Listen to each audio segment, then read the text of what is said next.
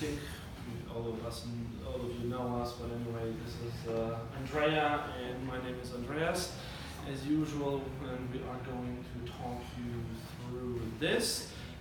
Just a couple of things before we start. You might find this controversial or eye-opening or whatever. I hope you'll have an open mind towards the presentation. And yeah, so what I really want to stress is that we're not intending to offend anyone or anything, so this is just like us trying our best to present something that was quite eye-opening for us when we first heard about it. Just quickly to say how this is going to work. So we'll have a presentation of about 45 to 55 minutes, something like that. After that, we will have a short break where everyone can get drinks or dinner if you want. And after that, we will continue with a Q&A session for as long as it goes, depending how much you are willing to grill us afterwards. Okay, well, without further ado, let's start. So guys, thank you for coming again. It's really great to have you all here. Now this picture, I decided to start with this picture because what we're going to talk about today really is about relationships and how we can create and maintain an amazing relationship, not just a good one, not just an average one, but actually get, you know, an amazing one. And this is a perfect and prime example of an existing relationship, and my friend who is in the first row is smiling and laughing because it is her with her boyfriend, and I know both of them very well. So I thought, you know, I asked her, you know, can we use this picture in order to just give you guys an idea of how life can be and how a relationship can be, and this is every day. It's not just a screenshot of like a happy moment. They do actually live like this every day, and it's so beautiful and it's so inspiring to me.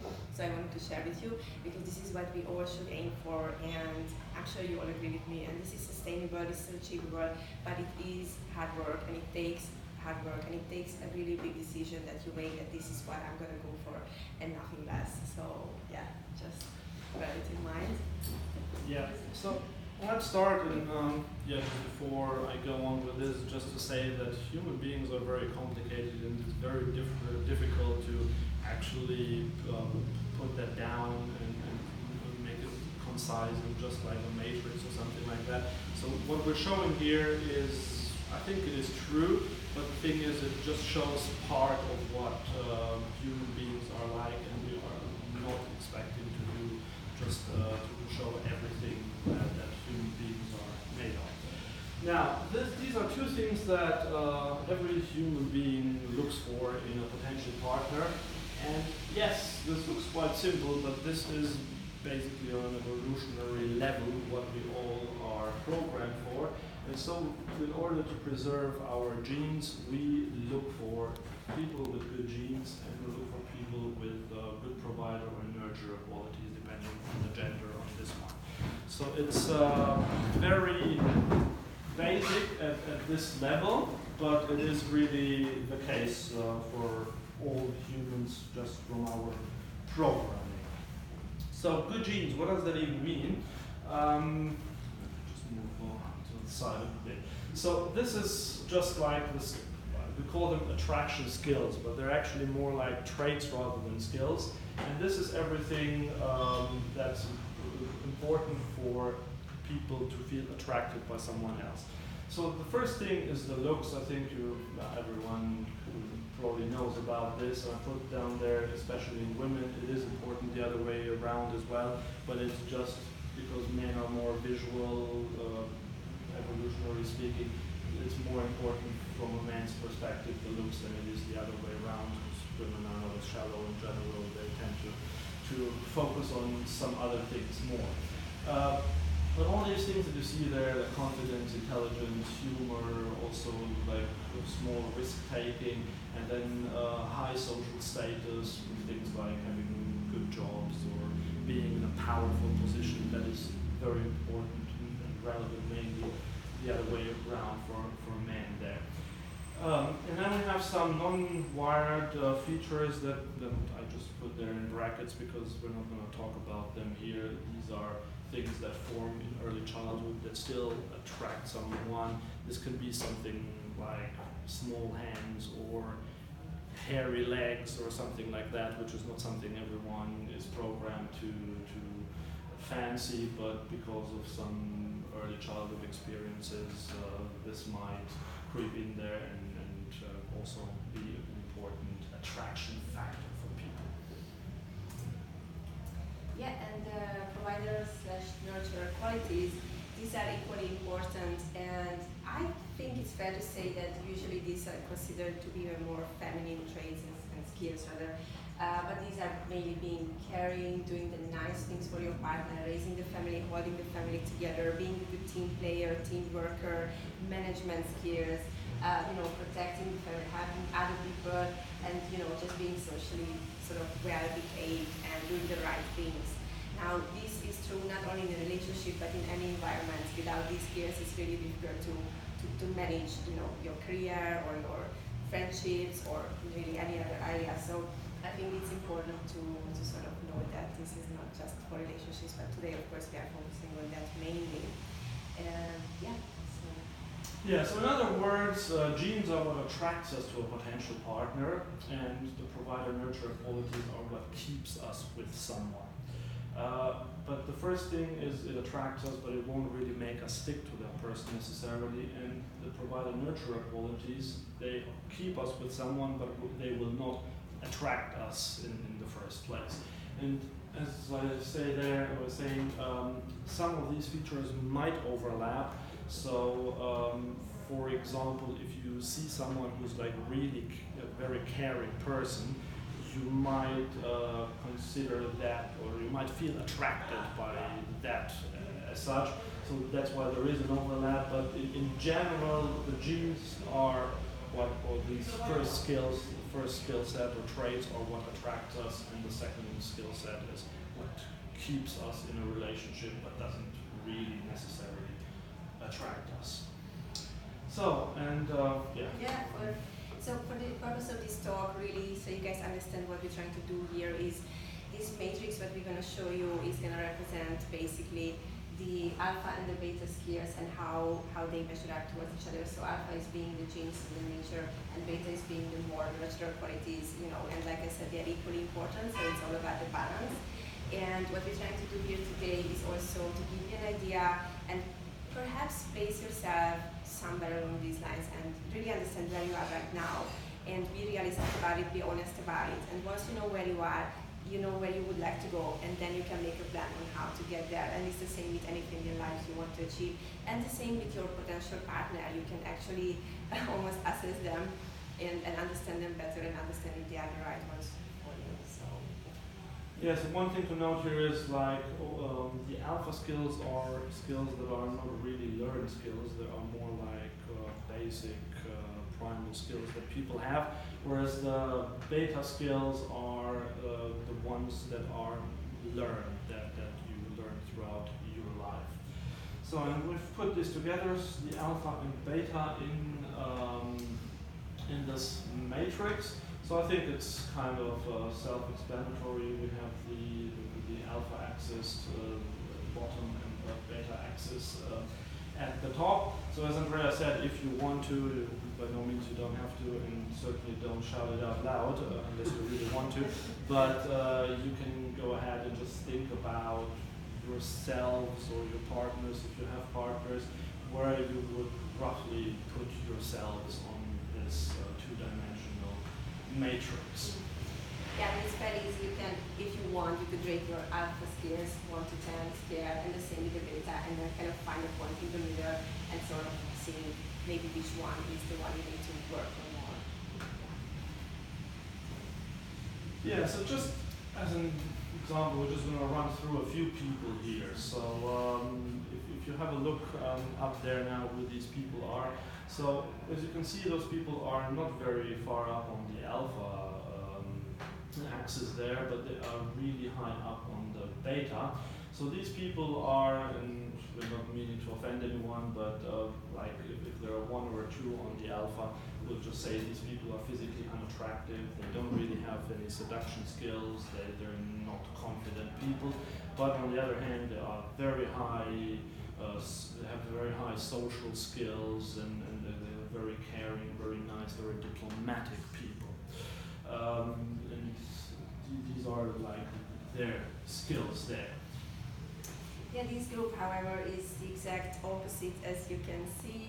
Very high on alpha skills and traits, very, very low on beta. So this means obviously they are usually the hot people, the really attractive ones. You can see they are really attractive and they know they are attractive. So they are very confident, they cocky, they almost narcissistic and really not very good at maintaining relationships. So these are really the ones with high status, could be famous or could be, very wealthy people who actually are also attractive and they have these skills. But beta-wise, social skills, nurturing, team building, communication, almost zero. Yeah, and then we have these people here, and we're not going to talk a lot about them, because,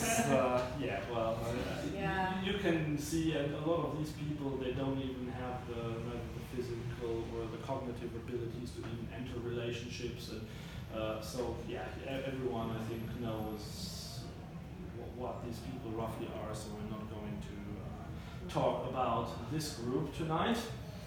But this group is my all-time favorite, the human ideal, so this is really something to aim for, perfection at every level, alpha, beta, very, very high up, so it's really nowhere to go from here. This is the sort of, spiritually advanced, amazing looking, and especially just really the best of the best. So. Yeah, we were actually thinking of putting our pictures up there. It should be mine, but okay, for that purpose I said no, that's fine, really fine. So, but joke aside, this is really the great place to be. Yeah, and then we have a few other ideas here. So as you can see, we have the sex threshold just under a 3. And I mean, everyone might put this one somewhere else, but we were thinking like you typically don't really want to have sex with people who will be rate below a 3 in terms of on a scale from 1 to 10.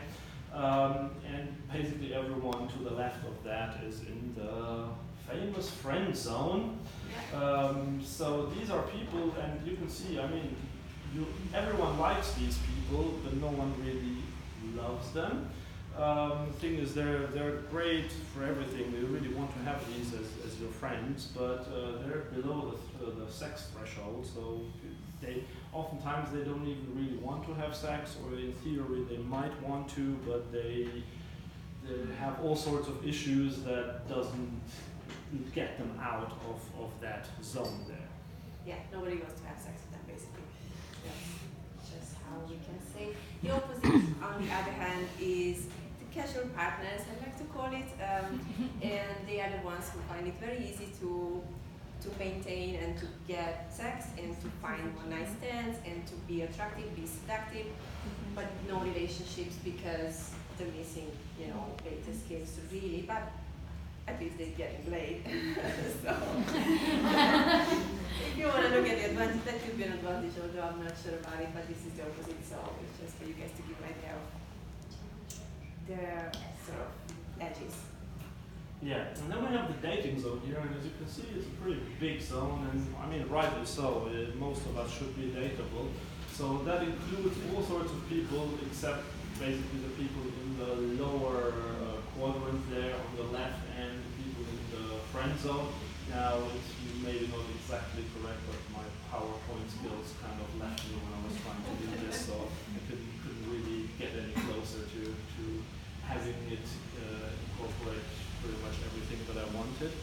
So, but yeah, so dating zone is a really big zone. Most of us are in that zone, and yeah, as I said, this is really what it should be like, and most people get So, worked. can I ask a question?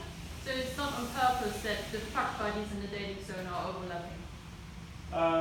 Well, the top of the fuck buddies are in the dating zone as well. So I mean, these are people at the edge there. Yeah, Yeah, so I mean, the lower you go, the less likely. Less it is likelihood. that- Like we yes. should have included a small part of the friends or people as well, but like Andrea said, it's Yes. just a matter of representation. Yeah, But I mean, it's just roughly to have an idea Okay. that the general Good. public is in the dating zone. Understood. Okay. Marriage zone is the one to aim for. So this is the zone that people are there with a high beta and high alpha skills, so they are actually perfect for, we call it marriage zone, but you know, you can call long-term relationship zone, doesn't have to be a marriage, but this is the kind of relationship we're talking about in this presentation that we would like to achieve. And so the aim is to get in there and obviously to attract the same sort of partner who is also in there. Yeah, and Yeah.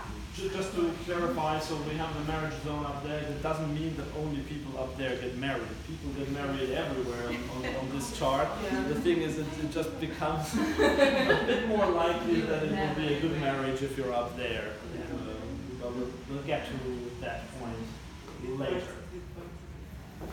So, Yeah, so people tend to attract law of attraction, people you know, in the same or roughly in the same spot. This is subconscious and not conscious. So even if we decide that we want to attract a certain type, the reason we don't, because insider energy is not vibrating on the same frequency, and this is where probably we should think about what we can do differently to attract the person we really want. So as Andrea said, this often leads to poor relationships and marriages that end not really well, or they may stay together, but it's never going to really be that amazing relationship we talked about. yeah. So what does that mean for relationships? We are going to just have a quick look at these here. So now, for example, if you take the second quadrant there, so people there actually from the outside they look like picture perfect couples because they never really argue. They seem very friendly and very happy with each other. And there's lots of caring going on. These tend to be very understanding people. But at the same time, there is typically not much passion in there if they're both on that upper side in the beta and low on the alpha. And some of them you could consider boring relationships as well. Because if the passion is lacking, they really look great from the outside. And these are the relationships like where the mothers-in-law get really happy about. Because these are exactly the type of people the mother-in-law would want for their son or their daughter.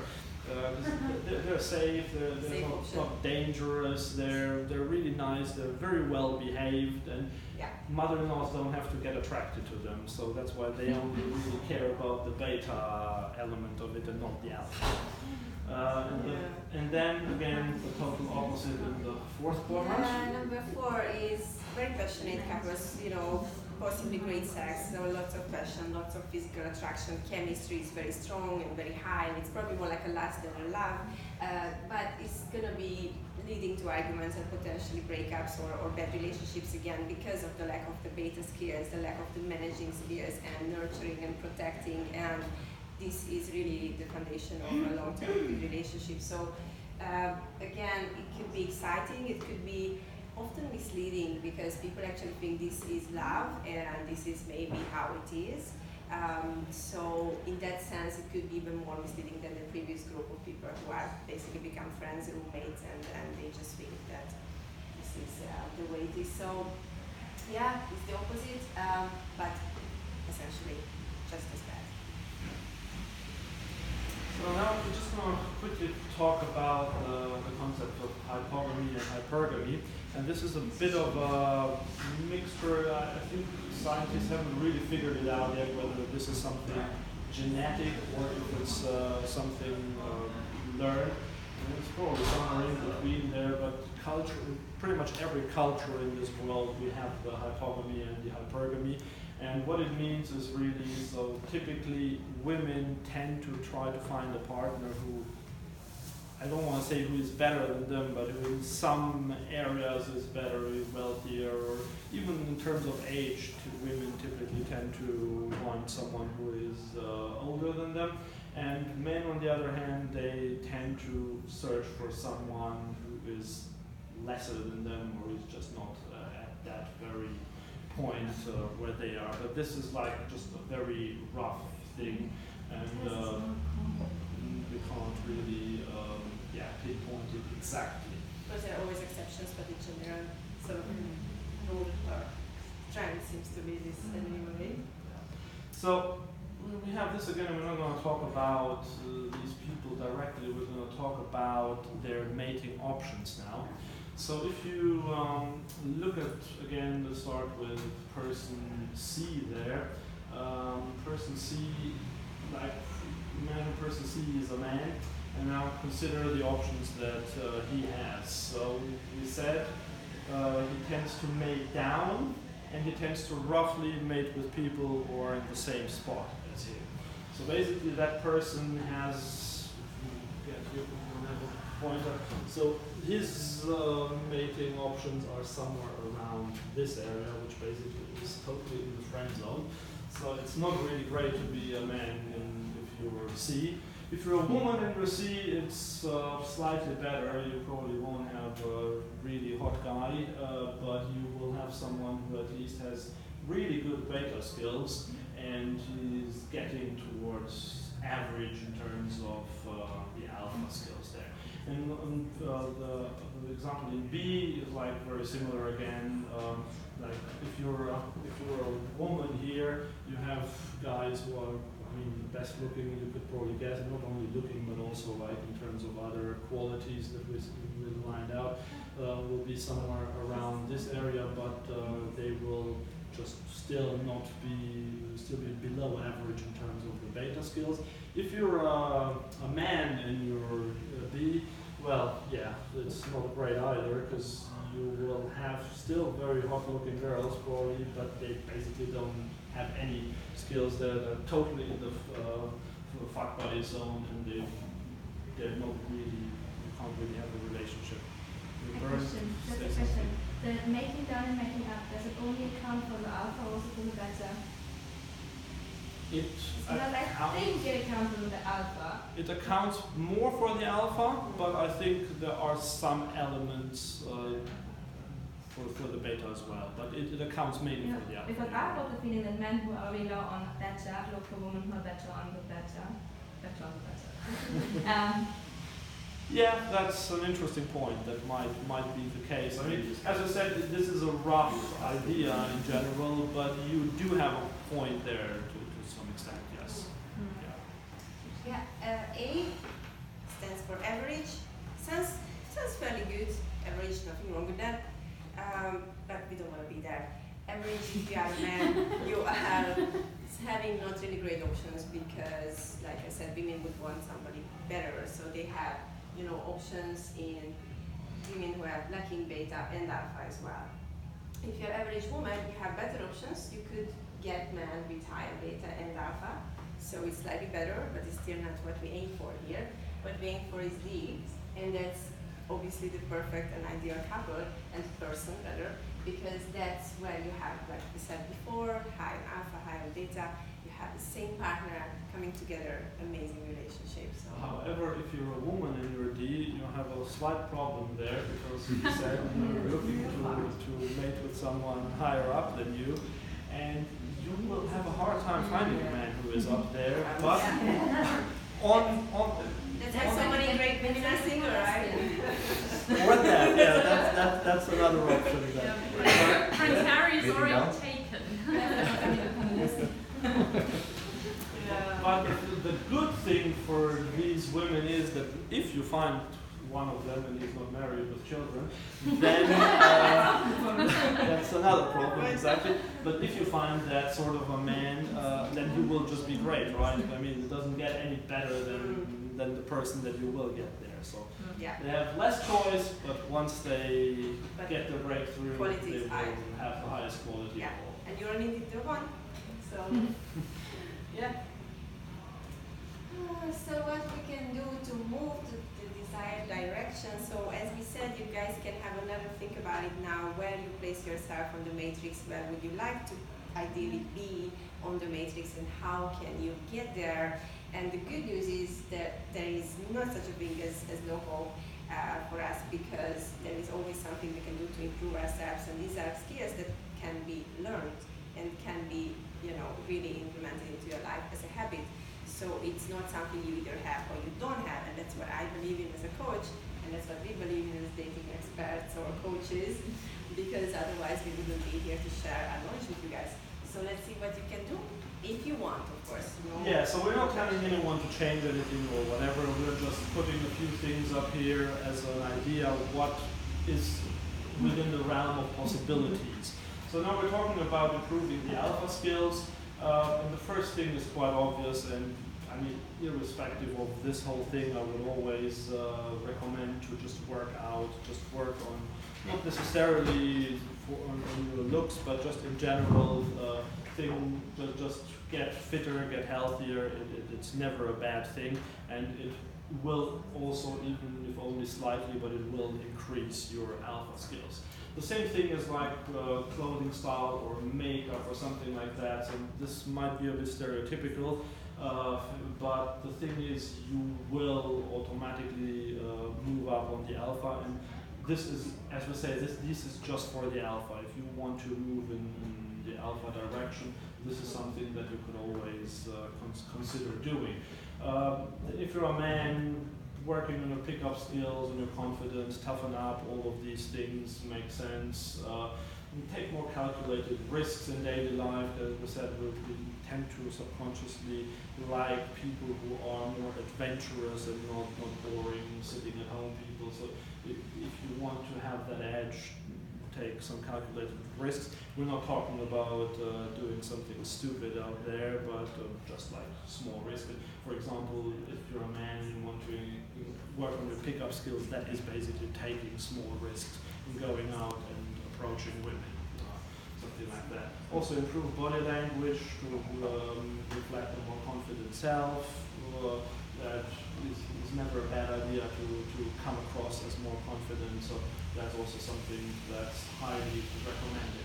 However, and I have the disclaimer down there, most of these things are not a simple fix. So maybe working out or changing clothing style might lead to a short-term improvement, but the other things have to pass through to your subconscious mind.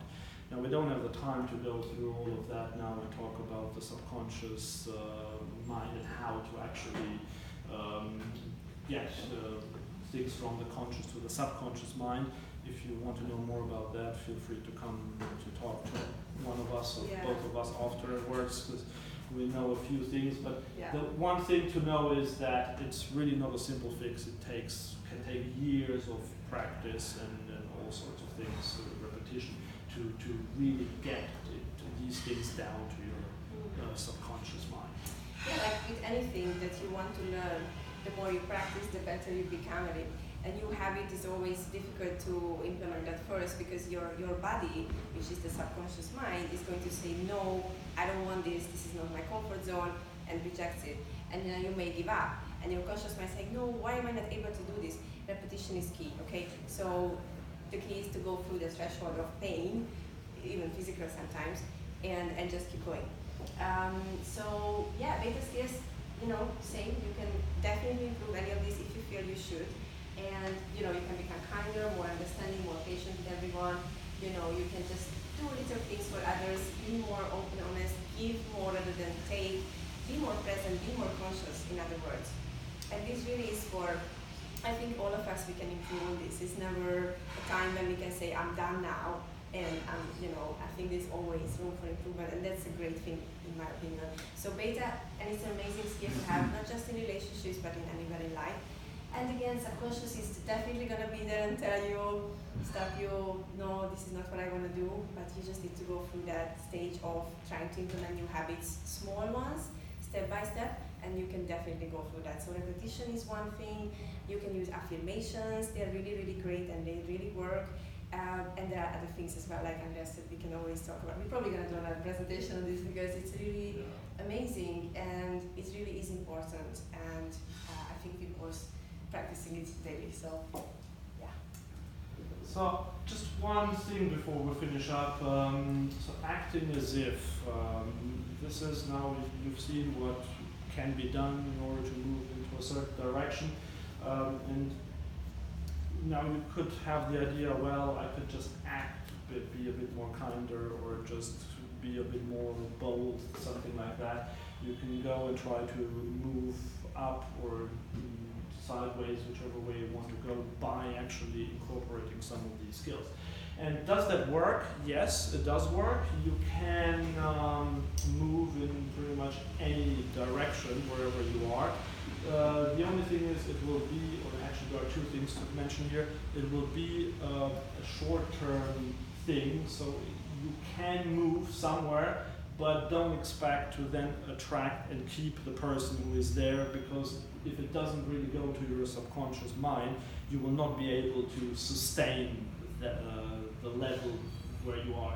And the second thing is, when you see those smaller arrows there, if you see, and if you try to go to the right to become more alpha, you will automatically lose a little bit of your beta skills. Because if you try to just be a bit bolder, a bit like more manly, or if you're a man or something like that, you will automatically decrease a little bit in your actually nice skills. And the same on if you're a B and you want to move up on the beta skills, by being nicer you will automatically lose a little bit of your edge that actually draws other people towards you. So that's something to keep in mind. This is only temporary anyway, as we said, this is just for acting as if, but it's always good to act as if, because if you just continue doing these things that get you somewhere, then eventually they will hopefully get passed through to your subconscious mind. Yeah, absolutely. So it's gonna be that awkward stage when you start doing something new and you feel this is not me, this is not quite right. So once you pass that stage, if you don't give up at that point, you will get through it, and it will become natural, as Andreas said, and it will become you. It's not gonna become something you do, it's gonna be something you are. And that's the difference. So I always say, if you wanna go to Rome, you need a sign, Rome is this way. Once you get to Rome, you don't need the sign anymore, but the sign is really useful until you get there. Same with affirmations, same with visualization techniques, same with all these techniques. It's just kind of tricking your subconscious mind, because you can't talk to the subconscious the way you talk to some conscious people, and that's a tricky bit. So, but don't give up at the awkward stage. And yes, it's gonna be a bit tricky, because it feels like that's not really me, what am I doing? Because you're focusing on beta if you wanna improve that, mainly, and then you may lose alpha temporarily, but eventually you will get back to the balance, which is what we want to achieve. So don't get discouraged, guys. If you are on this trip with us, I am anyway. Yes, and just one last thing, so you might ask yourselves, okay, but how do I know exactly where, so if I'm here and I want to get up there, how do I actually do it? What do I do there exactly? Well, you saw a few things that you can do, and it's not so much about what exactly to do. As I would say, is like, if you want to go to Scotland, just go north. So you kind of know to head into a direction without having the roadmap of exactly knowing what to do, because life's a journey, and yeah, the Section Marketplace is a journey as well. Thank you very much for listening.